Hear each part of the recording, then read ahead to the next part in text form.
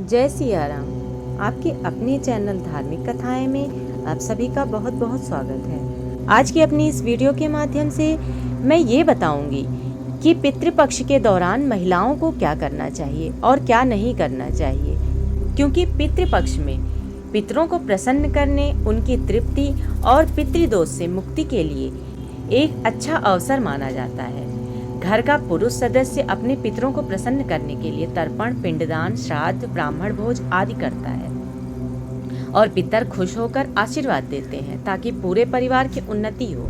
लेकिन पितृपक्ष में पितरों को खुश करने के लिए महिलाओं की विशेष भूमिका होती है। उन्हें भी कुछ ऐसे कार्य करने चाहिए जिससे पितर प्रसन्न होकर जाएं और महिलाओं को सुख समृद्धि का आशीर्वाद देकर जाएं। तो ऐसे कौन से कार्य हैं, इन सभी बातों का मैं वर्णन करूंगी। तो वीडियो में बने रहें, वीडियो को पूरा देखें और यदि यह वीडियो आपको पसंद आए तो कृपया लाइक करें और जो लोग भी मेरे चैनल पर नए हैं तो कृपया चैनल को सब्सक्राइब भी अवश्य कर लें। साथ ही बेल आइकन को भी प्रेस कर दें ताकि मेरे वीडियोस के नोटिफिकेशन आप सभी को मिलते रहें। और कमेंट बॉक्स में जय सिया राम भी अवश्य लिखें। गरुड़ पुराण के अनुसार पितृपक्ष के दौरान प्रत्येक दिन पितृगण वायु के रूप में घर के दरवाजे पर दस्तक देते हैं। वे अपने स्वजनों से श्राद्ध की इच्छा रखते हैं और उससे तृप्त होना चाहते हैं। तो इसलिए प्रत्येक महिला को पितृपक्ष के 15 दिन तक द्वार को अच्छे से धोकर साफ करके वहां पर यदि संभव हो तो रंगोली भी बनाएं। वहां पर गंगा जल से छिड़काव करके घर के द्वार के दोनों तरफ सफेद फूल और काले तिल अवश्य अर्पित करें और हाथ जोड़कर पितरों का आवाहन करें। उनको अपने घर बुलाएं, उनसे प्रार्थना करें कि वे आपके घर आएं और वहां भोजन ग्रहण करें। साथ ही सुख समृद्धि का आशीर्वाद देकर जाएं।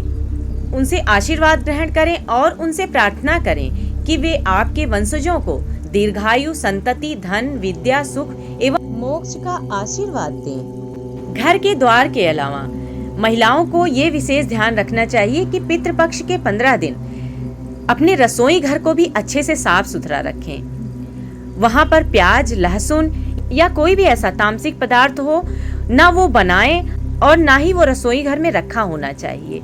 रसोई घर को अच्छे से धोकर साफ करके वहां गंगा जल से छिड़काव भी अवश्य करें। और सवेरे जब आप रसोई घर में प्रवेश करें तो बिना स्नान के प्रवेश ना करें और वहां बहुत ही शुद्धता के साथ भोजन बनाएं। और भोजन में यह विशेष ध्यान रखें कि जो आपके पितरों को पसंद रहा हो वही भोजन आप बनाएं और इन 15 दिनों में अपने पितरों की पसंद के अनुसार ही भोजन बनाएं। और जो भी महिलाएं पितृपक्ष के दौरान भोजन बना रही हैं, उन्हें गाय, कौवे और कुत्ते के लिए भोजन अवश्य निकालना चाहिए। इन सभी के लिए भोजन निकालकर गऊ का भोजन निकालकर गऊ को खिला दें, कौवे का भोजन छत पर रख दें और कुत्ते का भोजन कुत्ते को खिला दें। इन सबको भोजन देने के पश्चात ही आप अपने घर के सदस्यों को भोजन दें। और भोजन करने से पहले अपने पितरों का भी एक बार ध्यान अवश्य करें। पितृपक्ष के 15 दिन पितरों के पसंद के अलावा कढ़ी, दही बड़ा, खीर और ऐसे मुख्य पकवान जो सात्विक हों पितरों के लिए अवश्य बनाना चाहिए। लेकिन यदि आप व्यस्त हैं या आपको कोई शारीरिक समस्या है, माहवारी के दौरान या कोई भी ऐसी समस्या है कि आप रोज भोजन नहीं बना सकती, तो आपको पितरों की मृत्यु तिथि पर उनकी पसंद के अनुसार भोजन बनाना चाहिए।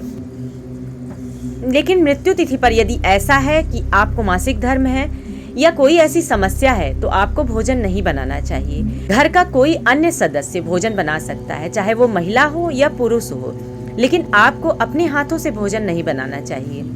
और यदि घर में कोई नहीं है तो आप तिथि के दिन ब्राह्मणों को सीधा, दक्षिणा, काले तिल, वस्त्र और कुछ ऐसे अन्न हैं जिनका दान करके भी आप पितरों को प्रसन्न कर सकती हैं।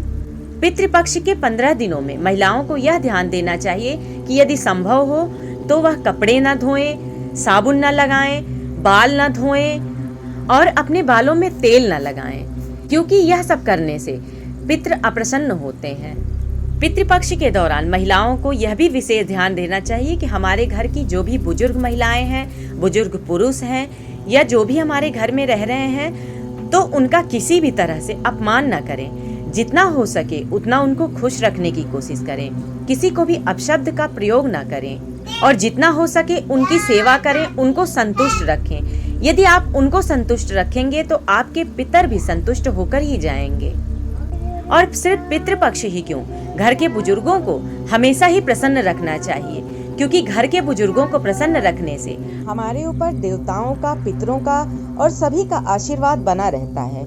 इससे हमारे घर में सुख समृद्धि आती है। पितृपक्ष के दौरान महिलाओं को शाम के समय दिया अवश्य जलाना चाहिए। ध्यान रखें कि पितृपक्ष में रोजाना एक दिया दक्षिण दिशा की तरफ करके घर के बाहर रख दें। और जिन लोगों के घर में बाहर दिया नहीं जला सकते तो उन लोगों को घर की बालकनी में दक्षिण दिशा में दिया अवश्य जलाना चाहिए। पितृपक्ष में पितरों को तृप्त करने के लिए महिलाओं को कुछ वस्तुओं का दान भी अवश्य करना चाहिए, क्योंकि इन वस्तुओं को दान करने से पितर बहुत खुश होते हैं और वे अपने वंश को आशीर्वाद देते हैं। तो पितृपक्ष में केला, सफेद मिठाई, दही, घी, गुड़, लगा हुआ पान, इन सब का दान अवश्य करना चाहिए। केले का दान इसलिए करना चाहिए क्योंकि केले का फल भगवान विष्णु को अति प्रिय है और मोक्ष प्रदान करने वाले भगवान विष्णु ही है। इसलिए पितरों को प्रसन्न करने के लिए केले का दान अवश्य करना चाहिए। पितरों को सफेद रंग की चीजें बहुत प्रिय हैं और मिठाई भी अति प्रिय है, तो इसलिए पितृपक्ष के दौरान सफेद मिठाई का दान अवश्य करें। इसके अलावा दूध से ज्यादा पितरों को दही पसंद आता है, तो पितृपक्ष में यदि संभव हो तो दही चूड़ा किसी ब्राह्मण को अवश्य खिलाएं, नहीं तो दही का दान तो अवश्य करें। इसके अलावा लगे हुए पान के दान से घर में संपत्ति की वृद्धि होती है, कभी भी धन की कमी नहीं होती, तो इसलिए लगे हुए पान को पितृपक्ष के दौरान किसी गरीब या ब्राह्मण को दान अवश्य देना चाहिए।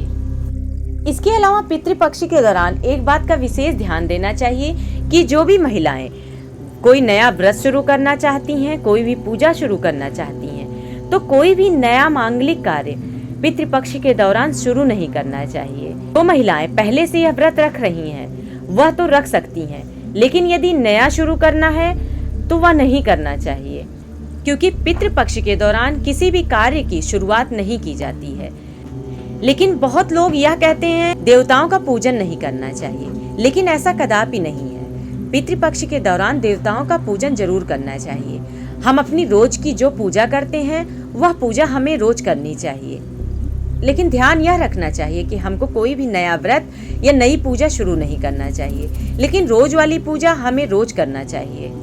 वैसे तो धार्मिक शास्त्रों में पितृपक्ष में खरीदारी को लेकर कोई जिक्र नहीं किया गया है, लेकिन यदि यह नियम बनाए गए हैं तो कुछ सोचकर ही बनाए गए होंगे। तो यदि संभव हो तो इन 15 दिनों में कुछ भी खरीदारी ना करें, क्योंकि शास्त्रों के अनुसार पितृपक्ष के दौरान पितर पृथ्वी पर वास करते हैं। इसलिए हमें कोई भी ऐसा कार्य नहीं करना चाहिए जिससे हमारे पितर रुष्ट हों। हमें वही करना चाहिए जिससे वे प्रसन्न हो और हमें सुख समृद्धि का आशीर्वाद देकर जाएं। तो आज की अपनी इस वीडियो के माध्यम से मैंने आप सभी को कुछ जरूरी बातें जो पितृपक्ष में करना चाहिए या नहीं करना चाहिए ये बताई हैं।